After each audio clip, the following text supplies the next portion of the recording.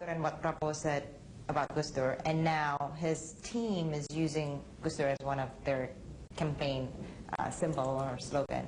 And when you see that fact now, what went on to your mind based on your conversation with Prabowo about Gusdur at that time? Well, it was clear during our conversation how Prabowo felt about Gusdur. Was he upset with it? Yes, he was, and it was ashamed. Yes, ashamed, ashamed and angry. It was, yeah. Well, it was interesting because I had not asked him about Gusdur. He brought it up. He brought up Gusdur himself.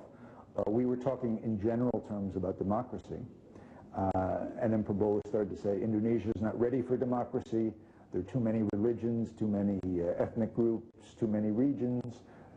Indonesia needs an authoritarian regime. And then as his example, this was his argument against democracy. His argument against democracy was the fact that the army was obeying Gusdur, that the army was obeying not just a civilian, but a blind civilian. And Prabowo said it's embarrassing. He cited as a better example the military dictatorship of Pakistan, of General Pervez Musharraf. And it was then that Prabowo started talking about fascism and said, do I have the guts to be called a fascist dictator? Musharraf had the guts. Right. When you heard that Prabowo is running for president and he maybe become the president of Indonesia since he only have one competitor in this race, what was on your mind?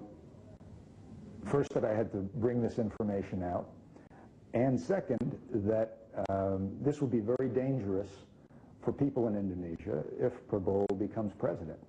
Human rights activists, people who fight for justice for the poor people who are trying to resist repression against them by the aparat, who are being evicted from their kiosks because the police have been paid by a rich person who wants to build a condominium there. People who are trying to organizing to protect the environment, farmers who are trying to organize, get rights to their land. These kinds of people will be in danger because these are the kinds of people that Prabowo has been killing and kidnapping his entire career. And he has been doing this on behalf of the United States, as Prabowo described to me. Is it true that you received that threats? Yeah, I've gotten some, but that's normal. Ever since this story blew up? Yeah, yeah. But the danger isn't for me, it's local people who face some danger, not me. So Prabowo basically denied your story, saying there wasn't been any interviews in the past, and saying that you make up stories. What would you say about that? Well, first of all, Prabowo should not hide behind his spokespeople.